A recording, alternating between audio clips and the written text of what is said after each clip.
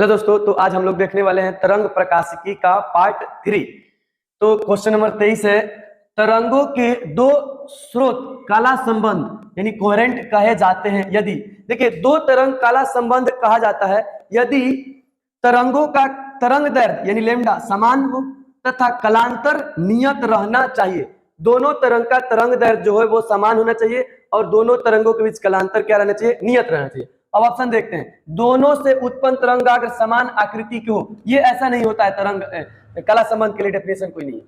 दोनों समान तरंग दैर्ध्य की तरंगे उत्पन्न करते हो, ये होता है, लेकिन आगे भी पढ़ते ऑप्शन को। दोनों समान वेग की तरंगे उत्पन्न करते हो, ऐसा बात नहीं, क्या वेग की कोई चर्चा नहीं। दोनों समान तरंग दैर्ध्य की तरंगे, बिल्कुल सही।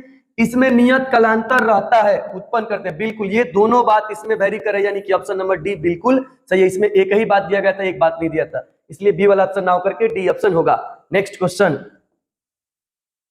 दो स्रोतों को काला संबंध तब कहा जाता है जब उनके कलांतर में बराबर परिवर्तन हो। नहीं, अभी नहीं पढ़े, अभी पढ़े हम लोग कि कलांतर नियत रहना चाहिए, यानी कि उनका कलांतर नियत है, बिल्कुल बी वाला ऑप्शन सही है। नेक्स्ट क्वेश्चन, रचनात्मक व्यतिकरण यानी रचनात्मक को हम लोग संपोषी भी कहते हैं अंग्रेजी में। कंस्ट्रक्टिव इंटरफेरेंस के लिए किसी बिंदु पर पहुंचने वाली दो तरंगों के बीच कलांतर होना चाहिए। तो देखिए, रचनात्मक यानी संपोषी, जिसको कंस्ट्रक्टिव इंटरफेरेंस कहते हैं, इसके लिए कलांतर शून्य या पाई का सम गुणांक होना चाहिए। सम गुणांक को हम लोग दिखाते हैं 2n से, ये पाई का सम गुणांक होना चाहिए। और वही चीज विनाशी व्यतिकरण के लिए पाई का विषम गुणांक, और विषम संख्या को दिखाते हैं 2n+1 से। तो यहाँ पर हमको पूछा है किसके हुआ, रचनात्मक व्यतिकरण के लिए, तो ये शून्य होगा, नहीं तो इसका सम गुणांक होना चाहिए। पहला ऑप्शन बिल्कुल सही। नेक्स्ट क्वेश्चन, दो तरंगे जिनकी तीव्रताओं का अनुपात 9:1 है, व्यतिकरण उत्पन्न करती है, अधिकतम तथा न्यूनतम तीव्रताओं का अनुपात होगा। देखिए, अधिकतम तीव्रता और न्यूनतम तीव्रता का अनुपात पूछा है, तो दोनों का दिया था तीव्रता, हम अलग अलग मान लेंगे। पहला तरंग के लिए I1 जिसका वैल्यू मान लिए 9 और दूसरा का तरंग के लिए I2 जिसका वैल्यू मान लिए 1। अब यहाँ पर अधिकतम और न्यूनतम तीव्रता का अनुपात पूछा है, यानी I मैक्सिमम और I मिनिमम हमको निकालना है। तो यहाँ से I मैक्सिमम अधिकतम तीव्रता का फॉर्मूला होता है √I1 + √I2 का होल स्क्वायर।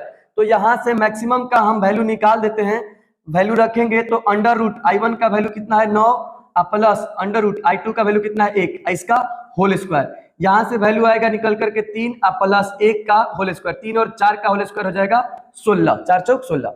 यहाँ से इसका वैल्यू निकालते हैं तो √9 फिर माइनस √1 का होल स्क्वायर, तो यहाँ से आएगा 3 और इसका वर्गमूल 1, 3 में से 1 चला जाएगा, 2 का होल स्क्वायर हो जाएगा 2 दूना के 4।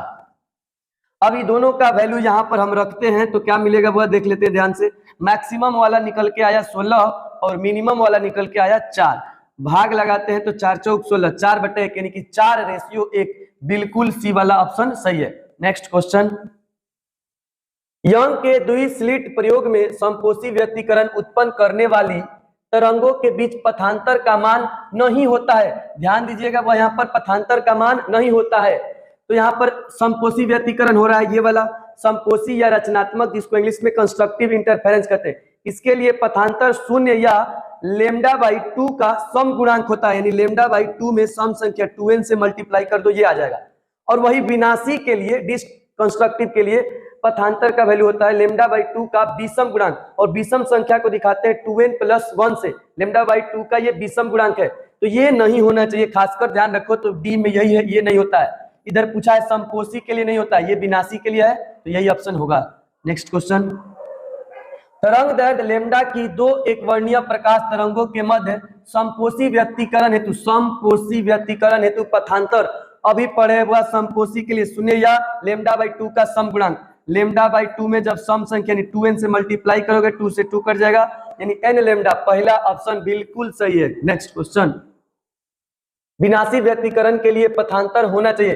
विनाशी व्यतिकरण के लिए अभी हम लोग जस्ट देखे थे, इसमें विनाशी के लिए क्या होता है वह λ/2 का विषम गुणांक 2n+1, ये ऑप्शन जिसमें होगा वही सही हो जाएगा, बी में है, बिल्कुल बी वाला ऑप्शन सही।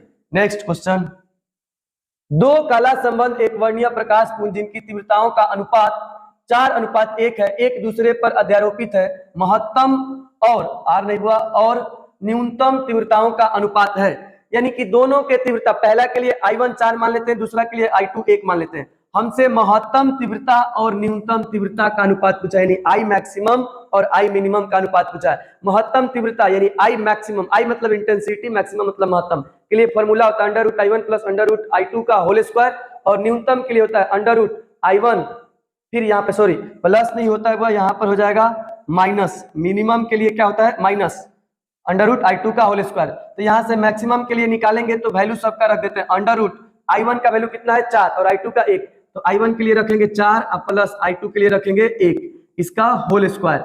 यहाँ से निकलेगा 4 का वर्गमूल 2 और फिर प्लस 1 का वर्गमूल 1, यहाँ से जोड़ोगे 2 और 1 3, 3 का स्क्वायर कितना होता है 3 3 9।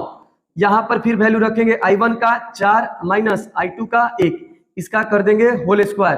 तो यहाँ से 4 के लिए निकल के आएगा 2 और यहाँ से 1 का वर्गमूल 1, इसका होल स्क्वायर, 2 में से 1 जाएगा, 1 का स्क्वायर क्या होगा 1। अब यहाँ पर हम वैल्यू रखते हैं, मैक्सिमम आया 9 और मिनिमम आया 1, तो 9:1, बिल्कुल डी वाला ऑप्शन सही है। नेक्स्ट क्वेश्चन, यंग के द्विक रेखा छिद्र प्रयोग में स्लिटों के बीच अंतराल आधा एवं स्लिट व पर्दे के बीच की दूरी दूनी करने पर फ्रिंज की चौड़ाई होती है। देखिए वह फ्रिंज के एक्सपेरिमेंट में ये 2 स्लिट होता है, ये दोनों के बीच की दूरी डी छोटा वाला है और दोनों पर्दों के बीच की दूरी बड़ा वाला डी होता है। इसमें कह रहा है कि स्लिटों के बीच की दूरी आधा करने के लिए, यानी यहां से हम लगाएंगे तो ये डी कह रहा है हमारा आधा करने के लिए, लेमडा वैसे ही रह जाएगा, ये डी हो जाएगा d/2। अब आगे कह रहा है कि स्लिट व पर्दा के बीच की दूरी, ये कह रहा है दूना करने के लिए, तो ये कर देते हैं 2d। आगे सॉल्व करते हैं इसको, लेमडा ये 2 डिवाइड के डिवाइड में भाग के भाग में सीधे कहां चला जाएगा ऊपर, ये होगा 2 × 2 × d/d। ये 2 दूना 4 को पहले रख देते हैं, लेमडा d/d, यानी कि पहले वाला इस वैल्यू का ये कितना गुना आ गया 4 गुना, यानी फ्रिंज की चौड़ाई जो होती है 4 गुनी बढ़ जाएगी। नेक्स्ट क्वेश्चन, साबुन का बुलबुला सूर्य के प्रकाश में रंगीन दिखाई देता है, इसका कारण है। देखिए साबुन का बुलबुला हो, पेट्रोल या पतली झिल्ली का चमकना हो, इस सब का कारण होता है प्रकाश का व्यतिकरण, सी वाला ऑप्शन बिल्कुल सही है। नेक्स्ट क्वेश्चन, जब प्रकाश की किरण एक अवरोधक के किनारों से मुड़ती है तो यह प्रक्रिया कहलाती है। देखिए एक अवरोधक यहाँ पर हम ले लिए हैं, ये अवरोधक है, इसके तीक्ष्ण किनारों से प्रकाश ऐसे मुड़ जाती है, ये घटना कहलाता है प्रकाश का विवर्तन। तो आज के लिए इतना ही, जय हिंद।